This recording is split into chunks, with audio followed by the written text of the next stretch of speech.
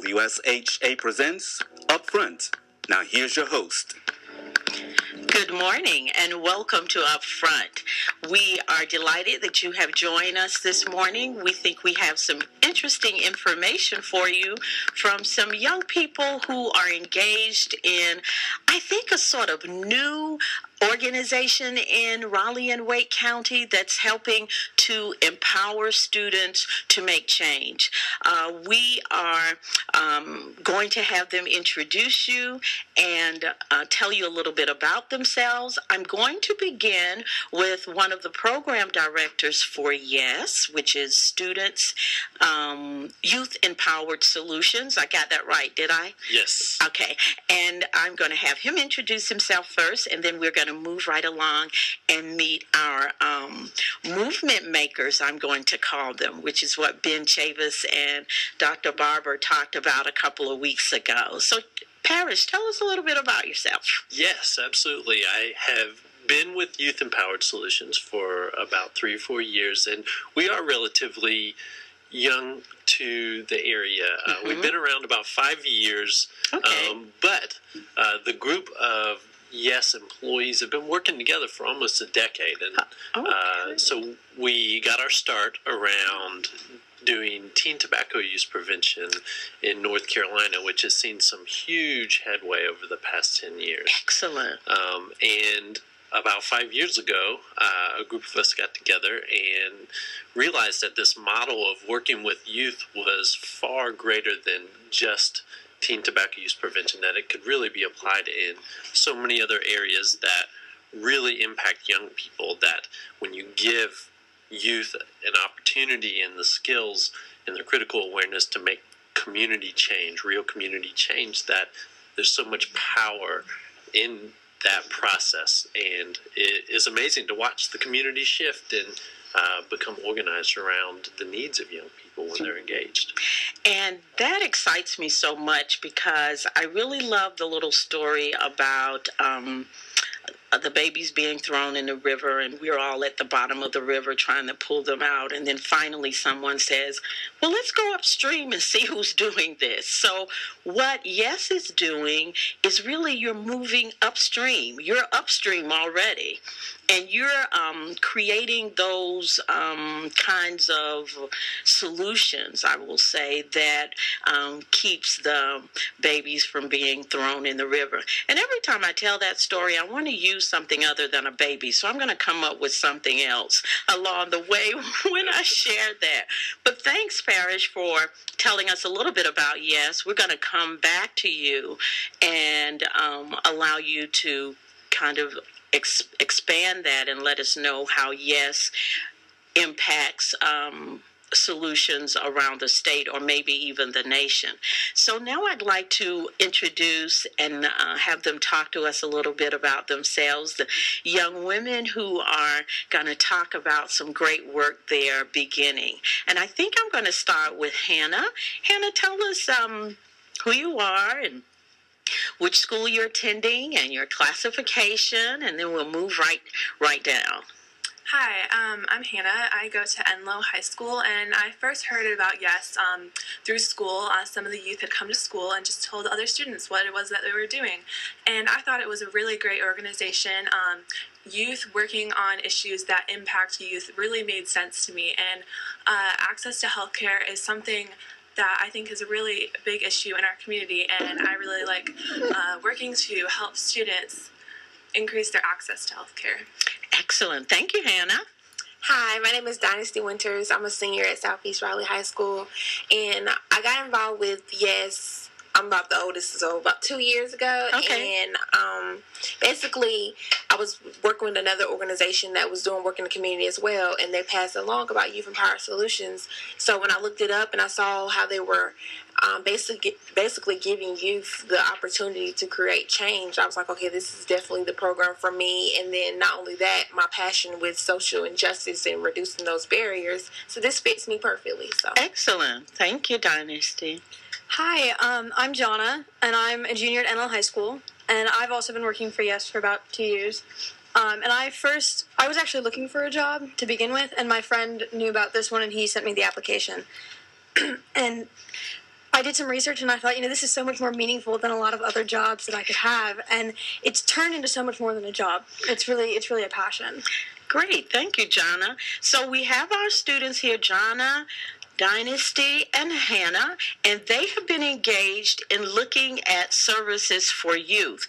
Now, Parrish, I want you to expand a little bit on what Jonna said about work. So how does Yes engage students in what she considers work? Typically, we see social justice as maybe being a little bit of volunteering here, a little bit of volunteering there, even though we know there are major organizations, especially nonprofits, that their work is social justice. And, of course, they do get some people have to eat and have to have a place to stay. So we do provide some resources for them. So tell us what Jonna meant by work.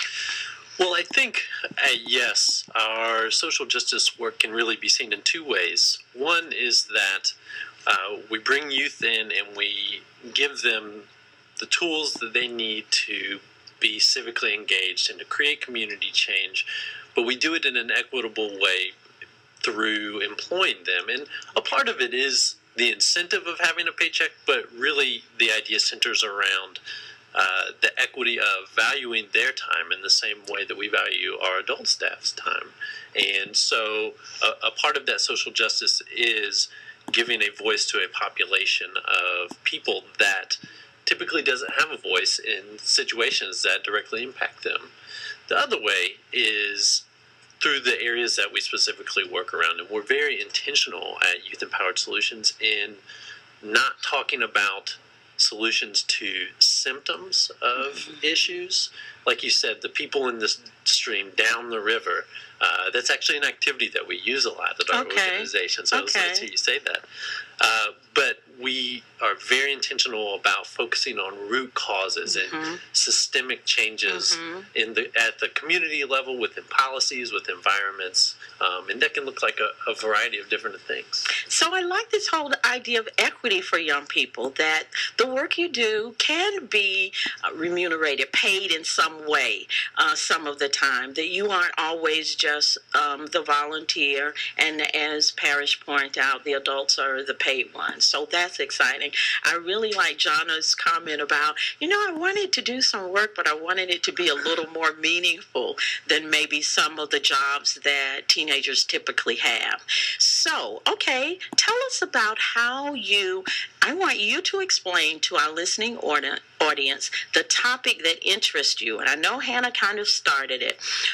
The topic that interests you and how you became so interested in it. Then we'll follow up with what kinds of tools that Parrish talked about you were given to be able to begin to make an impact. So tell us what your issue is. Hannah said it was health. So what's about health that kind of caught your eye? And jump right in, whoever wants to do that. Well, the issue that we work with on the Access to Healthcare team is increasing healthcare for youth. And the way that we're doing that is advocating for a school-based health center in Wake County, since there's over 57 across the state, but none in Wake County. So that's what we're really pushing for, is a school-based health center to increase access to health care for youth in Wake County. Okay, now when we say school-based health center and Wake County doesn't have one, who can explain to us what is a school-based health center? I can remember that there was a nurse who used to sit outside of the counselor's office, and students could go down on certain days and ask questions. So are we talking about something similar to that, or something a little more engaging from a different perspective for teens? Okay, so a school-based health center is basically like a doctor's office on the grounds of a school's campus. Okay, great. So not only are they staffed with nurse, but they're like, have dietitianers and people who there can monitor your chronic illness. Okay. And not only that, but we have people there, to basically bring the access to healthcare to the students who are underserved. Okay. So they primarily serve those who are uninsured, but all students. And you can go there and, like I was saying, and monitor your chronic illness, receive immunizations, and things of that sort. So just like a doctor's office. A regular doctor's office. And that's good, because I'm surprised at the number of young people who have diabetes, who have heart conditions, chronic asthma, just a list of those things. So, okay, now we have something that's a little bit different. We have a kind of typical doctor's office. Wake County doesn't have any of those now. Jonna, can you share with us any school system that does have a school-based health center? Durham County actually has 3.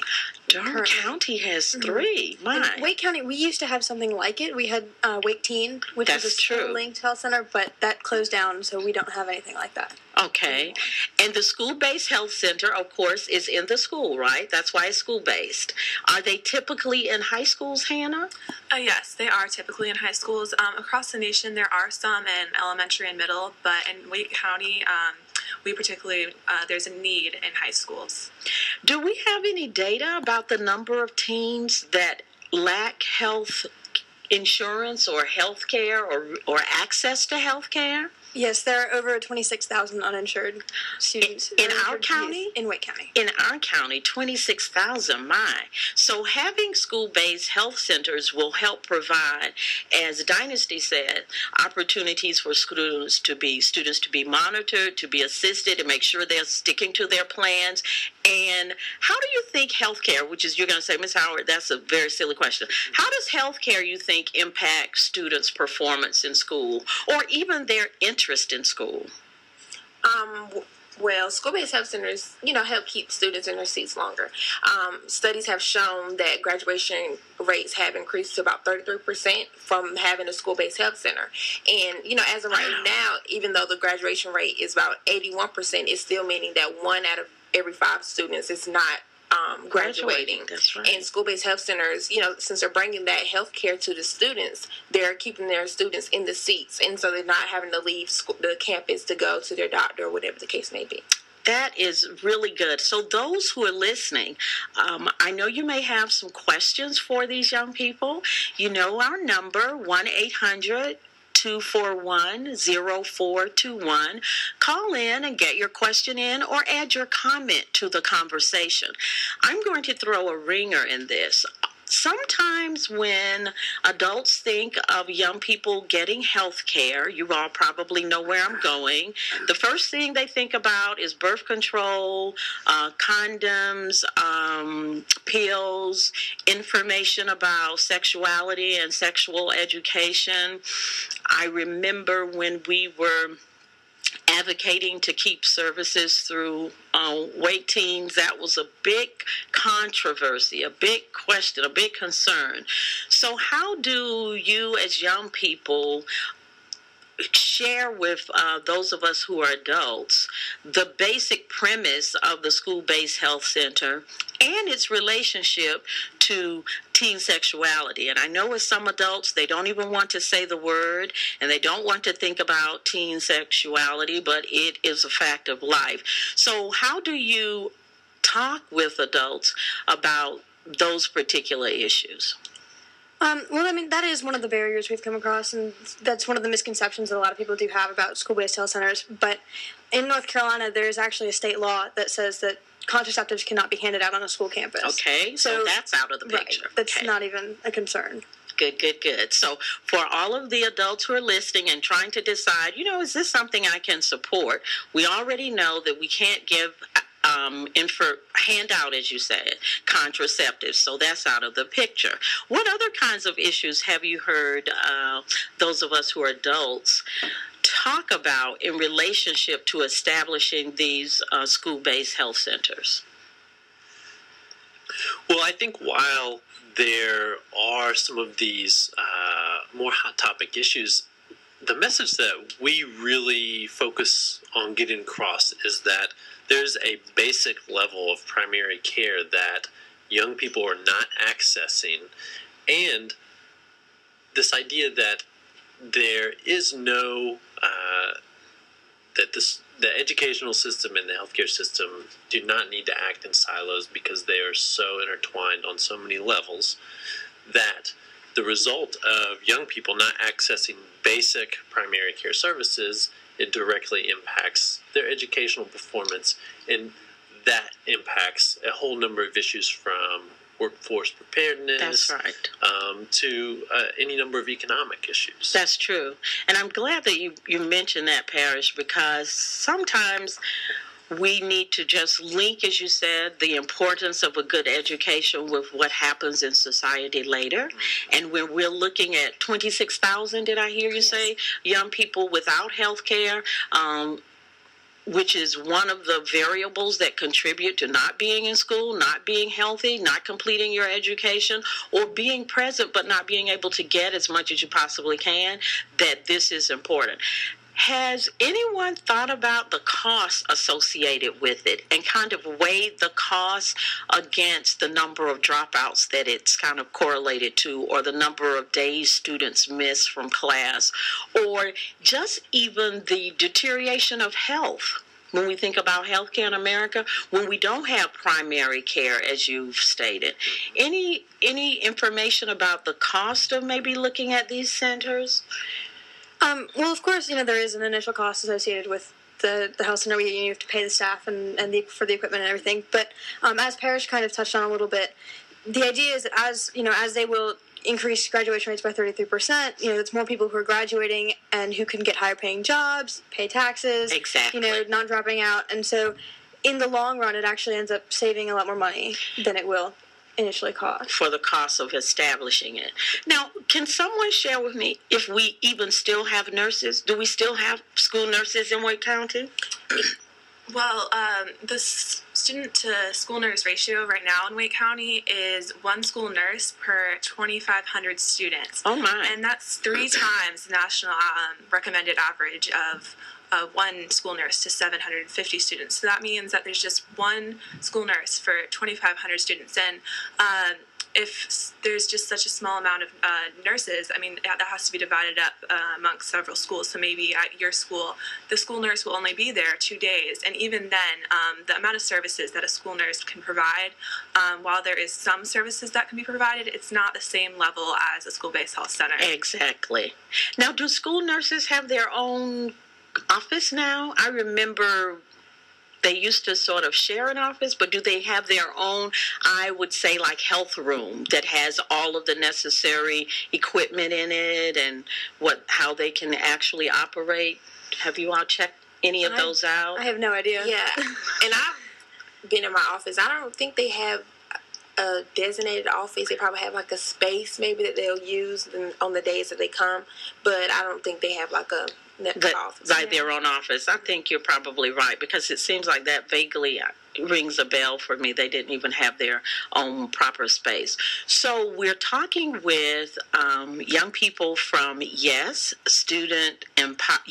Empowered Solutions, and one of the program directors, Parrish, and we're talking about health care and providing school-based health centers in Wake County. If you have questions or comments, give us a call and add your voice to the conversation. We want to talk just a little bit about, before we go to break, we have about a minute. Parrish, just share with us, and we'll talk a little bit more about it. Once you bring the students on board, you have a strategy for getting them prepared to advocate for their issue. Do you have a particular model that you use? We do have a system of training and building critical awareness based around our youth empowerment model. Okay. Which is a framework that is built on really 3 core areas. One is developing skills, building a critical awareness, and a big part about that is, as an adult, asking questions rather than providing answers. Yes. So that the young people can explore their own perceptions of these issues that impact them. Yeah. And then it is really, truly, and authentically providing them opportunities to use those skills and that information to make a change in their community. So once we take our break, we're going to come back and get a little bit more into the details of that model, and we'll find out from the students if you all did a good job in getting them prepared. I think the answer is yes. So return with us to Upfront after the break.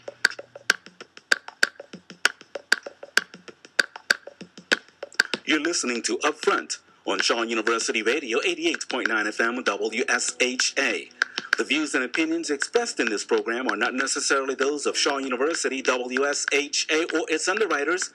To call in, 1-800-241-0421. That's 1-800-241-0421.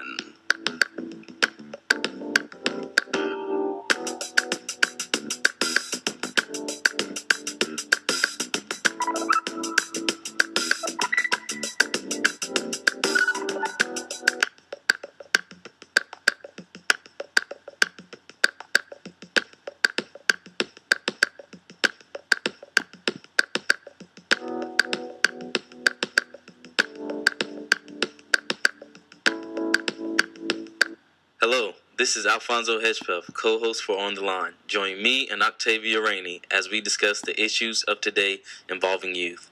That's right here on 88.9 FM WSHA, Saturday mornings at 10 o'clock on the campus of Shaw University.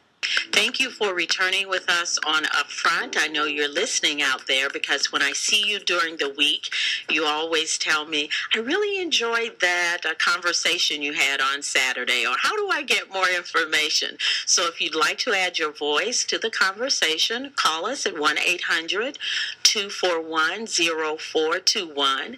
I also just want to say thank you to our listeners for supporting our fund drive that we recently completed. As you know, WSHA is a public broadcasting station, which means we're supported by our listeners. So we thank you for your support. Because of your support, we can bring you this kind of information and opportunities to participate. We know that young people often in America get a lot of kinds of describing names for their actions, and I think as a country, we need to look often at those hundreds of thousands of young people who are doing things that are just so positive, so engaging, and so benefiting our society. We're talking with students and a director from YES, Youth Empowered Solutions. Before the break, we were looking at the strategies that YES uses to actually engage their students. We have a caller on the line. Go ahead, caller. I'm a resident and a taxpayer for Wake County, and I'm also a parent. And I think that the work that these young people are doing is unbelievable. It's amazing. And I think I heard it was mentioned that this is a nonprofit organization, and I'm wondering how I can support this organization. Is there any way to make a donation? Well, that's wonderful, caller. We thank you for that. Parish, let's respond to that caller. Yes, of course. Donations are always welcome. You can check us out at www.youthempoweredsolutions.org to find out more information about how you can submit a donation online. Thank you very much, caller, and we'd like others. We'll have that repeated in just a few minutes about how we can support the work that YES is doing. So we're going to come back to the website. We may even have a phone number for you. The students will share with you, along with Parish, on how we can definitely support YES. What a great question. Now let's talk about the YES training or strategy skill development that you received, and you may be perfectly honest and let Parish know how well the areas that he described, how well you were able to grasp them, and even maybe what you like to see enhanced. So he talked about building skills, critical awareness. So jump right in, Hannah, and talk a little bit about your training, what you liked best, and what you think really gave you a sense of empowerment. Well, through my training, when I first came, it was really just gaining an understanding of the access to healthcare information. It's really an in-depth subject to be able to understand all the facts about it and really what plays into the barriers about how much access the youth has and what helps them to have that access. And after I got a little background of information, the things that we've done as youth are things that I never thought youth themselves would be doing. From working on projects to like photo voice projects, which is basically like a picture that conveys an issue, to even grant writing. The opportunities we've had, we've really been engaged in the work we have done. So I really like that whole idea. You're going to come back and tell us some more about photo voices? Say it again so I can. Photo voice? Photo voice, okay. Now, just give me some more information about photo voice, what it is.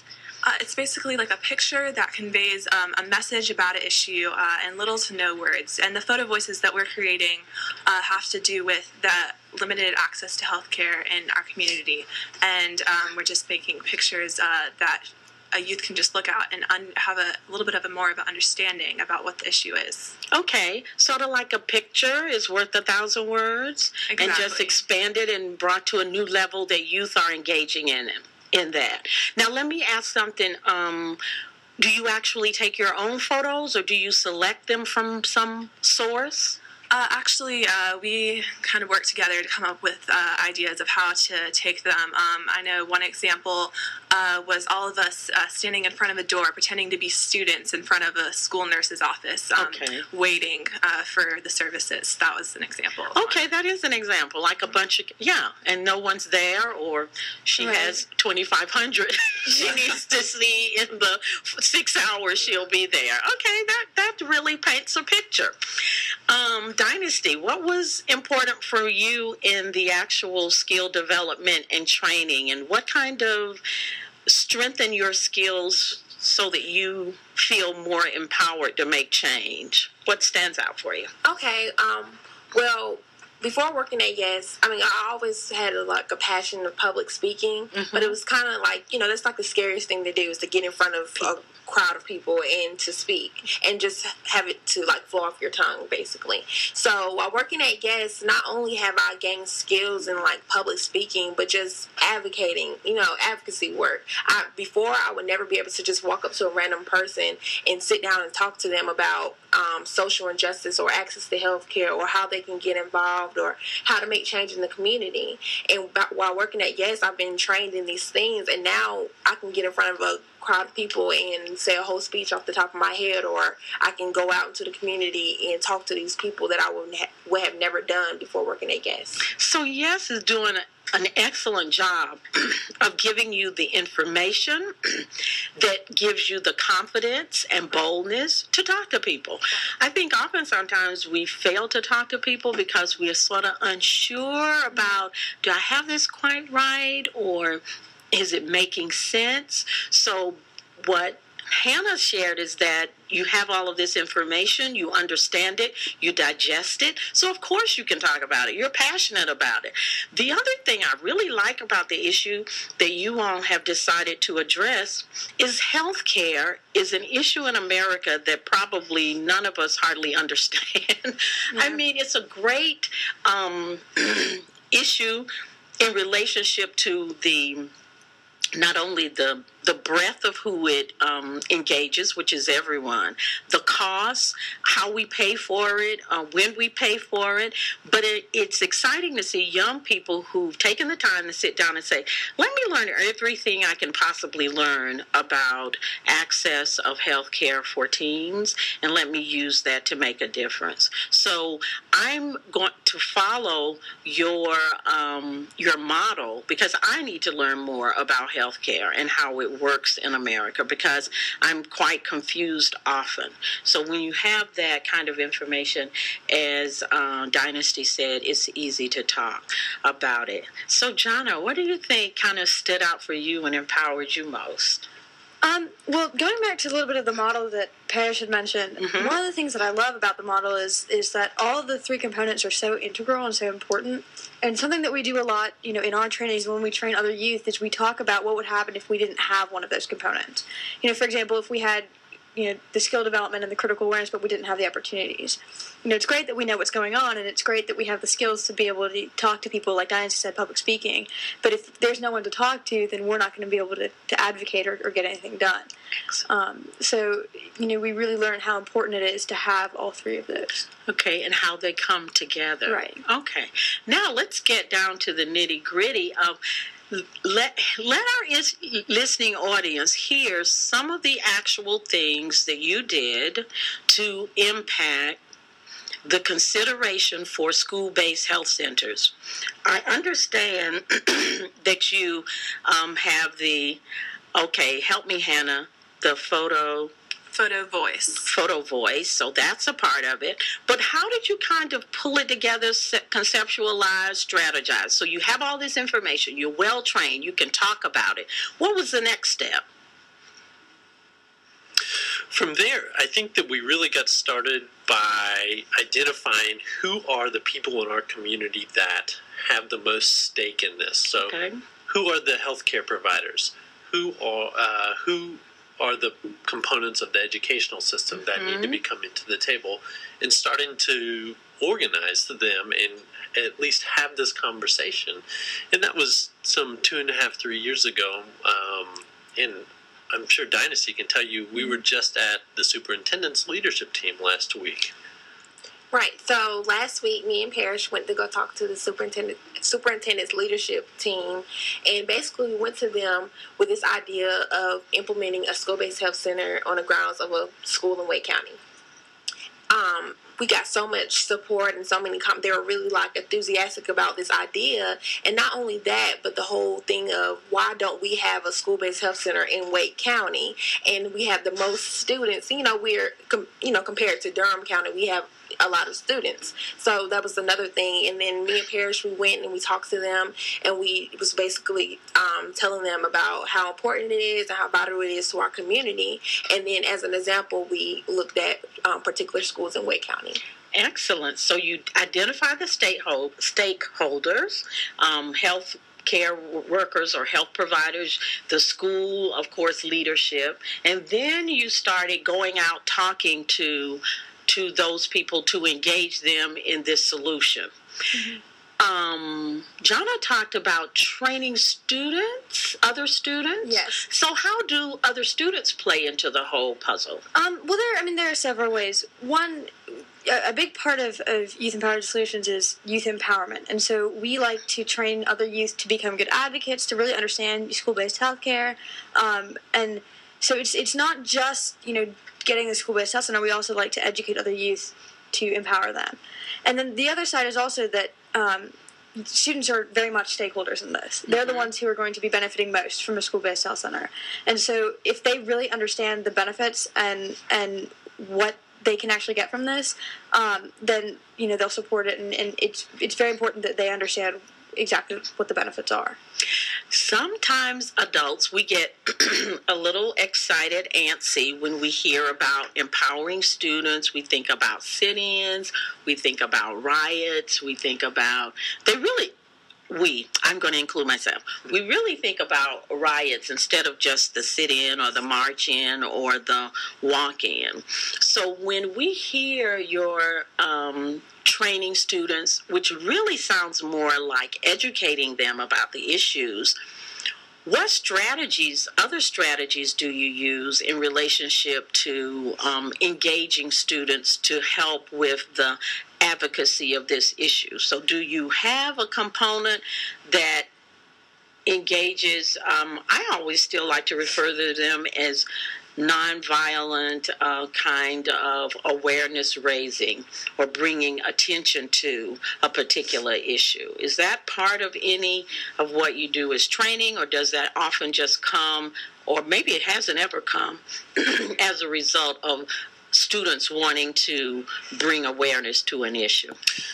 Well, I'm going to jump in real quick before any of the youth staff talk about some of the really exciting campaigns that they have done in Wake County, to say that I agree that I think a lot of adults jump to this very radical mindset when they hear youth empowerment. Exactly. And it's important for us to let people know that when we talk about empowerment, we are talking about a very collaborative youth-adult partnership that adults are key to the process and provide valuable information and skills. And I think it's important, something that you often don't hear about is the benefit to adults and to organizations and communities by having empowered youth. That often the conversation is, how can we make youth more successful? But what is left out is, what benefits do we receive by having empowered young people at the table? Yeah, and I really like that. I think youth, yes, is on the money with that for a number of reasons. Exactly what you said, and also it's important to have empowered youth because they become empowered adults, Yes. and they become senators and business owners, and this whole body of skills that you have, you take into the adult world. And when I say the adult world, I mean once you become 10, 20 years older, and I'm sitting in my rocking chair, I can look out and have a comfort level that you know what you're doing, you're going to be considerate, and that you have a passion for equity, I guess is the best way to put it. Absolutely. And passion for equity. Now, I don't know if you'd like to share. I hear that you all are going to do something interesting this afternoon with these young people, that they started early this morning by being at the station bright and early, and they're sitting in with us now, but I understand you're going to be doing something in the afternoon. Yes, we actually have an organization-wide staff retreat this weekend. So we're all going to meet together and get to know each other a little bit more and hear about what the work that we're doing across our other initiatives, such as the anti-tobacco use prevention and the substance use prevention and healthy eating. We're going to get to hear about all the work that they're doing across those, so it'll be good. So we're going to take a break and come back and hear a little bit more about all of the issues they're addressing.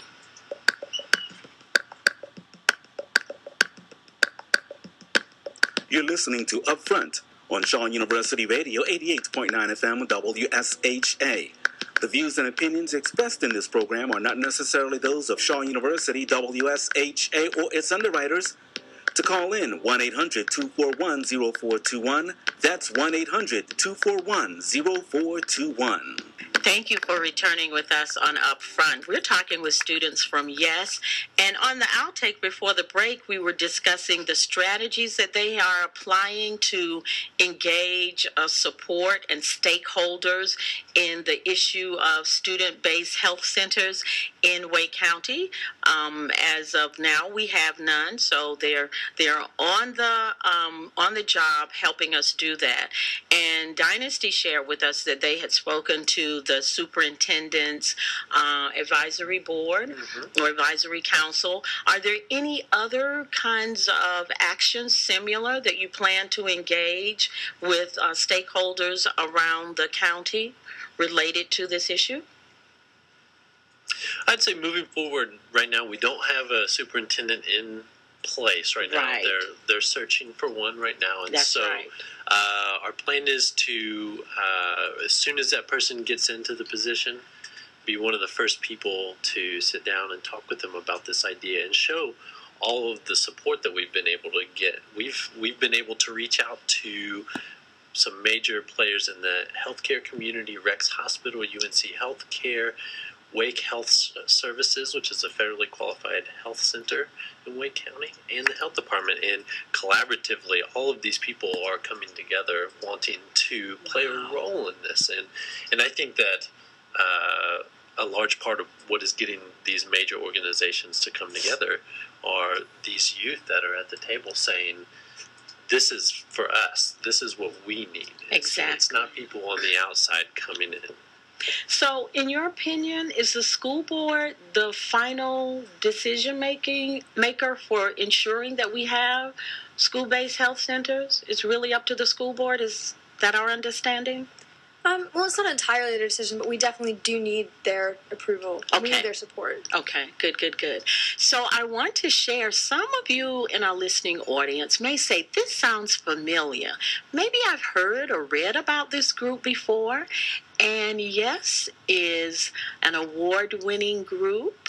And I'm going to ask the students and Parrish to share with us that award and what it represents.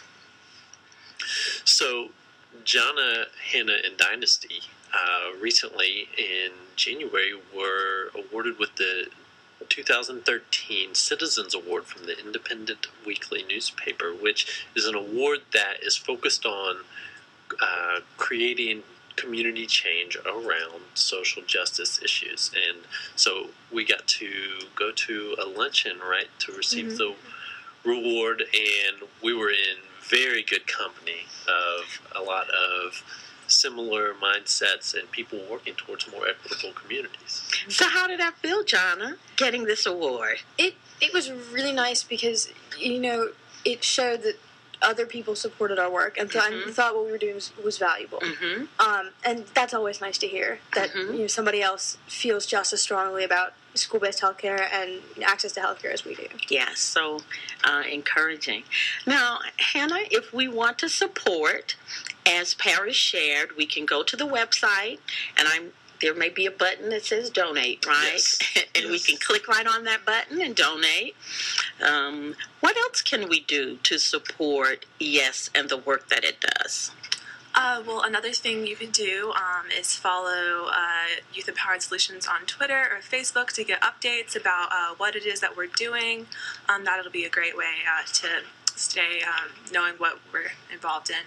Okay, so we can follow you on Facebook and Twitter, and some of us have Facebook and Twitter, but those of us who don't, we can definitely get that same information from the website, right? Yes. Okay, and what about volunteers? Do you ever need volunteers to help you in any way? And how do you engage the other students around the county? I know you're representing 2 high schools from Enlow and Southeast, right? And I know there are many more high schools in Wake County. How do you engage other students around the county? In the past and also right now, we do this thing called a petition T-shirt, which is just like a petition, but we actually have the petition on the shirt. So it basically says, sign my shirt for better access to health, for better health care in schools. And not only do we have that, but we also have our petition postcards, which they basically write on the postcard why they need a school-based health center or why they want a school-based health center, and we send it to school board members and some of our legislator leaders and people of that sort, and get the community to support basically school-based health centers. Now, are our youth not creative? Is that not just the greatest idea? Between the photos, the T-shirts, the postcards, we're engaging people. It's sort of fun. It's very powerful. It sends a message. I really like that. So you got a couple of other things going on. Anything else, Jana, you'd like to add in relationship to people getting engaged with you? Financially, we've sort of covered. Informationally, we've sort of covered. Anything else you'd like the community to know in relationship to their engagement with us and their participation? I know your stakeholders are already engaged. You talked to us about that. But what about just the listening audience? The really big thing is the postcards. It's not just students that sign them. It's not just parents. It's really anyone in Wake County. Okay. Because they're all stakeholders in this. The school-based health center doesn't just affect the students. It affects everyone by, increasing graduation rates and things like that. And so, any listener who's from Wake County can sign postcards, can take postcards and get other people to sign them. That is very important because we want to show the school board that we do have support from the entire community. Exactly. And how do we get a postcard? We can get that information from the website? Yeah, you could contact me at parish@youthempoweredsolutions.org. Okay. Or you could give us a phone call, which would be the same phone number if you need to find out some more information about donating. And that's 919-878-8777. Okay, that's easy to remember. Let's say it one more time, Parrish. 919-878-8777. 8777. Okay, so we can get our postcards there, and if you want to donate or you need other information, you can get information there. You can ask specifically for parish, or you can access that website. Hannah talked a little bit or mentioned just a couple of the other issues that Yes engages with, and one was tobacco, I remember. One was a couple of substance abuse, maybe. Tell us again, Hannah. Tobacco use prevention, substance abuse prevention, and also healthy vessels, which is like getting youth eating healthy and active living, things of that sort. So those issues, do they have like a student cohort that kind of work around those issues, just like these students are engaged in the health issues? Is that the way it works? Yes, absolutely. It's essential to all of our work that we have youth participating in the design and the implementation of all of our work. And all of our work, though it is filtered into these different issues, all has a very equity and social justice theme. And so we do talk about eating real food and having an active lifestyle, but we talk about it in the context of food security and food justice and access to healthy food. Yes. And so industries that target young people with their advertising as regards to the tobacco prevention work. That is just interesting. It sounds that you have a staff of a number of young people. How many young people do you actually have on staff? Yes, there's about 40 employees, and about 12 of those are adults. So the majority of the employees at the organization are youth. That is way cool. Okay, I really like that. I like that whole idea of employing youth to actually do work. Now, tell us, is YES the only organization in the state of North Carolina, the one we have here in Wake County, or are there other chapters or affiliates or groups around the state or the nation? We actually have initiatives all over North Carolina. We have one in Charlotte, one in Asheville, and one in Greenville. Now that's the most recent one. Okay, so. Asheville, Charlotte, and Greenville. So those other youth doing similar kinds of activities, do they have the same kinds of topics, or are the topics specific for their particular areas? We have these 4 core areas that real food, active living, the tobacco prevention, the substance abuse, and then, of course, we do the work around the access to health care. And so within those 4 areas at each of the offices, they do their local work and then statewide and regional policy advocacy type work as well. And then we also do a lot of work out of state, and so we have been able to make a lot of national partners. We've done a lot of work in Georgia. Dynasty and I, this coming week, are going up to New York because there's a network of school-based health centers that want to learn how to apply the youth empowerment model within the work that they're doing. And so they saw us at a national conference, and they called up and said, "We want you and your youth team to come up and work with us." Our engineer is going to have to train me on how, like right now, I would like to have a round of applause. I know they do that on television. They tell people when to applaud. And of course, Mr. Muhammad is looking at me like, okay, we don't know about that, Janet. But I really applaud that kind of work and that kind of partnership. And I think it's important for us as adults to remember that partnerships are important. So what you're doing is so exciting that people want to kind of model and partner with you in places like New York. And of course, sometimes we think that others are doing far more than we, but when we begin to share the work we're doing, we find out that we are actually helping to and providing some insight. The purpose of Upfront is to inform, engage, and inspire, and we know that what YES is doing is exactly that for not only the youth in our county, but the other stakeholders. So what's coming down the pike in relationship scholarship to other things that you'll be doing maybe this summer. And in the summer, do your students work more than during the school year, or do they take a hiatus and kind of rest a bit? And I want our young people to also think about what they plan to do after high school and how they think this work will be carried on after that. So what's in the pipe for the summer?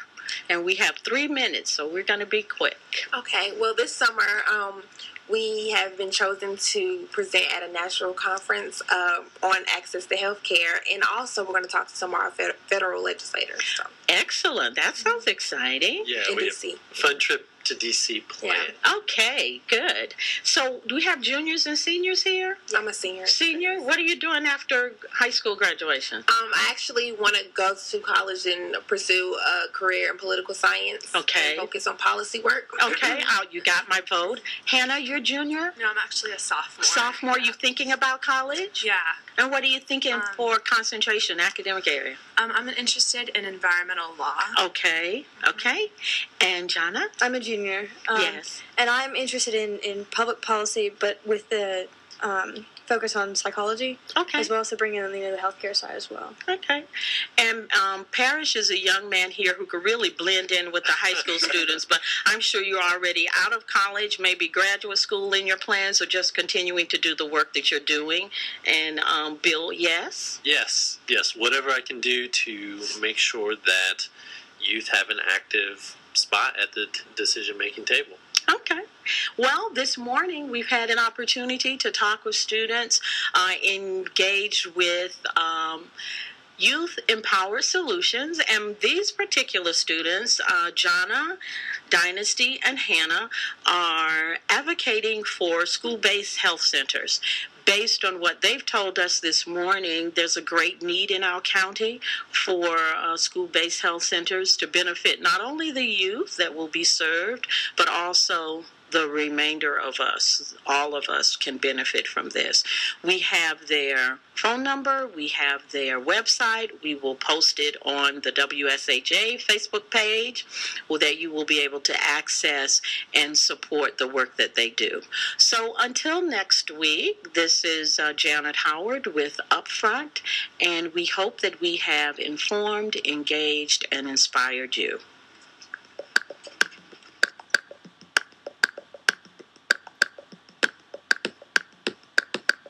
You've been listening to Upfront on Shaw University Radio 88.9 FM WSHA.